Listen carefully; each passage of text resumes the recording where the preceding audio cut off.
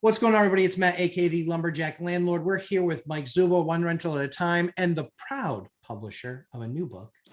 Mike, let's talk about the new book real quick. Sure. Yeah, the new book was the first book I wrote. One Rental at a Time was for me, right? That book right there. Yeah. It was kind of a way to look back over the last 15 years and appreciate what we have done because I didn't celebrate it. It's actually called out in the book as a mistake. The next book is written for you, the audience, because what I've learned after helping thousands of people is there's lots of ways to be successful. And everybody struggles, and it's the people that stay in the game and hold on that turn out to be successful. So I captured 15 stories from 15 different avenues. And my intention is you read it cover to cover once, and then you star the chapters that you will go back and read, because this is something I did on a Gary Culler book back in the day. Unfortunately, he only gave me a page and a half.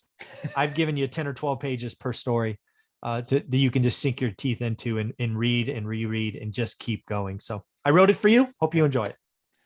Love it. We did the review of the stories, guys. The stories are absolutely fantastic. I guarantee he covered a ton of different investment avenues in real estate and how people got successful. It's well worth it. Definitely worth the read. Looking forward to it. So Mike, last thing I wanted to talk to you about today was just kind of network versus, network creating your net worth. Yeah. This is something that we talk about. You talk about in your books, you talk about in your course, something that, that I live my life by, but there's that one mistake that rookie investors tend to make consistently. And we talked about this a little bit before jumping on air, but walk me through it, because I think it'll blow people's minds. Yeah. One of the things you need to appreciate is most of you, your network needs to be 100 times bigger. Yeah. Right. The most common thing I hear from a new investor is, Michael, don't worry, I got it. I got the agent. Right. Well, great. You got the agent. Even if the agent is the best agent in your market, they are going to cover a sliver, and likely a very small sliver of the market.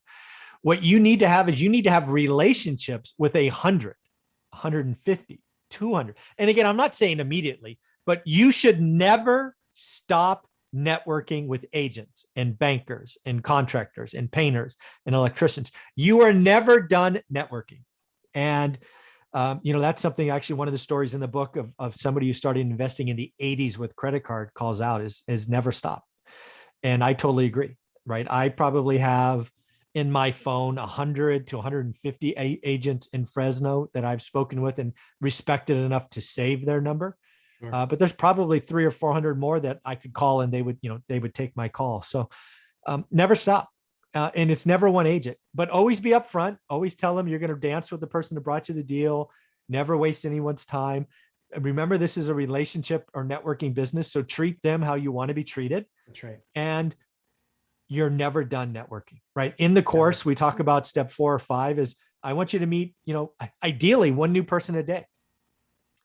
That blows my mind that people think that's hard. In today's day and age, it's easy. Ask for referrals. Every agent ask for referrals. Every contractor ask for referrals. Just you're never done. Never stop networking. Yep. And as you're building that book of, that really is going to lead to your net worth. When you have a chimney issue, you don't have to look it up on the yellow pages or do an Angie's List. Like, somebody that knows 3 people, or 3 people yourself because you've been doing this for a while, right? Yeah. I mean, just think about 2020. 2020 was the hardest year to do what I did. Yeah. I bought all my deals out of the MLS. Yep. I wrote over 100 offers in 2020 and got nothing. I think I got like 2 counters, nothing. It was a crazy market. But I got 6 deals done because of my network. They knew what I look. I told everybody. Some of the relationships are 5 or 6 years, and I hadn't talked to them. One of the deals I got done, I hadn't talked to in 5 years. But awesome. Remembered, you bought this. You bought it for me. You did me right. I'm going to give you a chance. I just had someone back out, and I need to close fast. I'm like, yeah, I'll do that. I'll do it at this number. Done. Your network is your net worth. Never stop growing. Treat everybody how you want to be treated. Follow up, send happy birthday. I mean, just do the little things and you will be remembered. That's right. That's about as good of advice as you're going to get on a topic like this. I think the other thing too, Mike, is that, as you were talking through that, one of the other things that I was considering and thinking of too, which is if you're newer to the market and that agent is, let's just say you got them, right? Yeah. Let's just say you got the go-to agent, they're fantastic. They're amazing. They know everybody. They know every deal that comes on. Let's just say they're that. Okay. Do you think they really want to take a newbie through the steps to figuring it out? No, they're going to call Mike and me first. They're going to call Yeah. us up and go, hey, so I just got this property. Here's what it is. What would you be willing to pay? We're going to get that call. And the only time that's going to end up probably in your hands is, guess what? If the owner is insistent on going to the market, number one, or number two is if they don't get any of us to bite, or we create the base level under which is going to sell. And that's what the number is. That's the base level they know they can get for the place.